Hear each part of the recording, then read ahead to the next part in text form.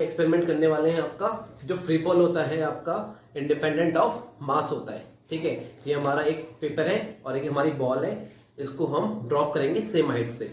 ठीक है, ठीक है बच्चों, समझ में आया। अब हम इसको सेम हाइट से ड्रॉप करेंगे। हम चेक करेंगे कि ये सेम मतलब आपका सेम टाइम पे नीचे गिरेगा या नहीं गिरेगा। ठीक है,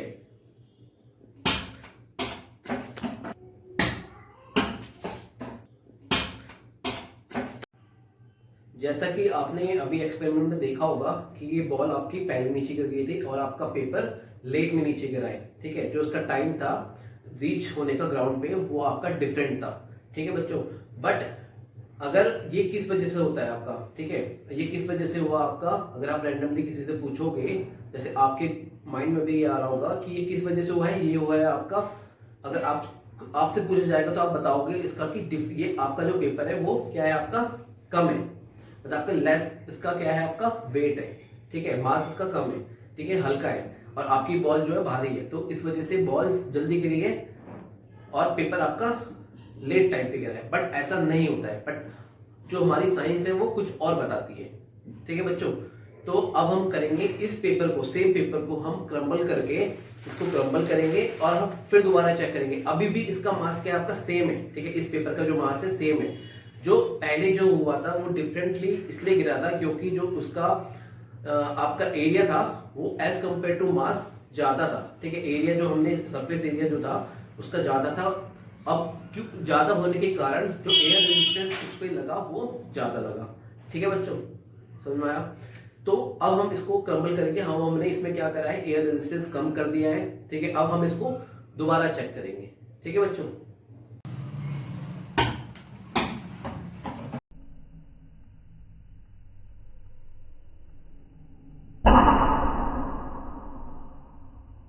जैसा कि हमने अभी एक्सपेरिमेंट किया था हम ना, ठीक है, कि acceleration due to gravity independent of mass होती है। तो हमने पहले जो उसका फर्स्ट पार्ट था एक्सपेरिमेंट का, हमने क्या किया था, उसमें एक प्लेन पेपर लिया था, ठीक है, और एक बॉल थी हमारी, हमने दोनों को क्या किया था, एक सेम हाइट से ड्रॉप किया था। ठीक है, तो उसमें हमने देखा था कि जो हमारा प्लेन ऑफ पेपर है, ठीक है, प्लेन पेपर है आपका, उसको ज़्यादा टाइम लगा ग्राउंड पे रीच करने में।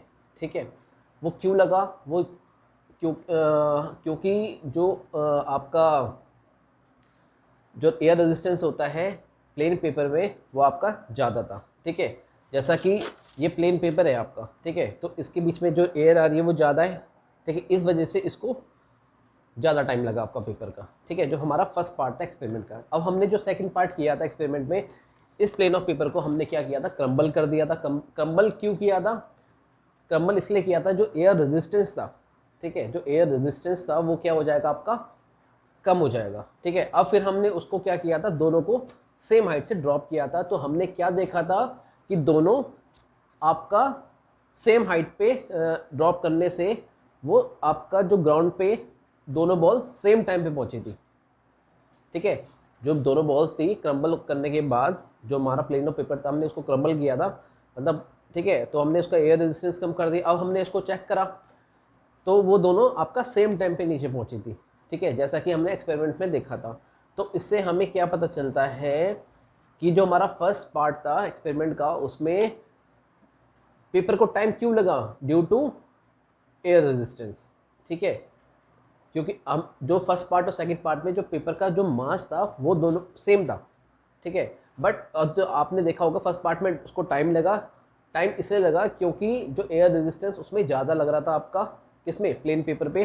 और जब हमने बॉल को क्रम्बल कर दिया था तो उसमें एयर रेजिस्टेंस कम हो गया था, तो दोनों सेम टाइम पे ड्रॉप कर रही थी। ठीक है, जो रीच हो रही थी आपकी, जो आपका ग्राउंड लेवल पे पहुंच रही थी दोनों बॉल्स, वो सेम टाइम पे पहुंच रही थी। क्लियर।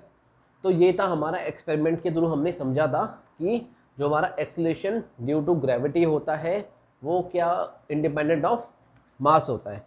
ठीक है, क्लियर। ये आपका फॉर्मूला है, मैं आपको फॉर्मूला थोड़ा बता देता हूँ कि G इज इक्वल टू होता है आपका G, ये M अपॉन डी स्क्वायर। ठीक है, इसमें G होता है आपका स्मॉल g होता है, स्मॉल g होता है आपका, स्मॉल g होता है एक्सीलरेशन ड्यू टू ग्रेविटी। ठीक है। इसमें और जी होता है universal law of gravitation, universal law of gravitation होता है आपका, ठीक है। इसमें जो ये वाला जो मास है ना, वो मास ऑफ अर्थ है, मास ऑफ अर्थ, ये आपका इंडिपेंडेंट है मास ऑफ ऑब्जेक्ट के, ठीक है। इसमें आपका मास ऑफ ऑब्जेक्ट नहीं आ रहा, मास ऑफ किसका आ रहा है, अर्थ का आ रहा है, ठीक है। और डी क्या है आपका, डी है distance, centre distance between two objects, enter distance between two object, ठीक है बच्चों, टू ऑब्जेक्ट, ठीक। इट मीन्स इसमें आपको दिख रहा होगा कि जो ये आपका एक्सेलरेशन ड्यू टू ग्रेविटी है इंडिपेंडेंट, इसमें से जो मास है ना आपका ऑब्जेक्ट का, वो क्या है, इंडिपेंडेंट है, वो डिपेंडेंट नहीं है वो आपका, ठीक है। तो ये है आपका थियोरेटिकल फॉर्मूला, ठीक है। ये आपका फॉर्मूला है, इस पर हमें दिख रहा है कि जो इंडिपेंडेंट ऑफ मास है, ठीक है। अब हम इसको अपने नेक्स्ट जो हमारा लेक्चर आएगा उसमें हम डिस्क्राइब करेंगे, ठीक है बच्चों, ठीक है। अभी तक हमने जो एक्सपेरिमेंट किया था, हमने समझ लिया है कि जो हमारा एक्सेलरेशन ड्यू टू ग्रेविटी होता है वो क्या है, इंडिपेंडेंट ऑफ मास होता है, ठीक है, क्लियर। अब हम करेंगे अपना इसका ये हम थियोरेटिकल करेंगे, थोड़ा समझेंगे इसके बारे में हमारे नेक्स्ट लेक्चर में, ठीक है बच्चों। अगर आपको ये एक्सपेरिमेंट अच्छा लगा हो, ठीक है, तो लाइक करो, सब्सक्राइब करो, ठीक है, अपने दोस्तों को शेयर करो, जिससे उनको भी क्लैरिटी हो जाए कि किस तरीके से फ्री फॉल का कंसेप्ट होता है, ठीक है, उनको समझने में ईजी हो जाए, ठीक है बच्चों, क्लियर। अब हम अपने नेक्स्ट लेक्चर में मिलेंगे इसके थियोरेटिकल कंसेप्ट में कि किस तरीके से हम उसको समझना है, हमें थियोरेटिकली क्या क्या चीज़ें हैं इसमें, ठीक है। ग्रेविटेशन क्या होता है, आपका एक्सेलरेशन ड्यू टू ग्रेविटी क्या होता है, एसआई यूनिट के बारे में, इसकी वैल्यू जो होती है, जी की वैल्यू 9.81 मीटर पर सेकंड स्क्वायर कैसे आई है, वो सारा चीज़ें अब हम करेंगे अपने नेक्स्ट लेक्चर में, उसके थियोरेटिकल पार्ट्स को, ठीक है। अभी हमने एक्सपेरिमेंट पढ़ लिया है, ठीक है, इस लेक्चर में अब हम करेंगे थियोरेटिकल पार्ट, ठीक है, नेक्स्ट लेक्चर में, ठीक है बच्चों। अगर आपको अच्छा लगा हो तो लाइक करो, सब्सक्राइब करो, ठीक है बच्चों, थैंक यू।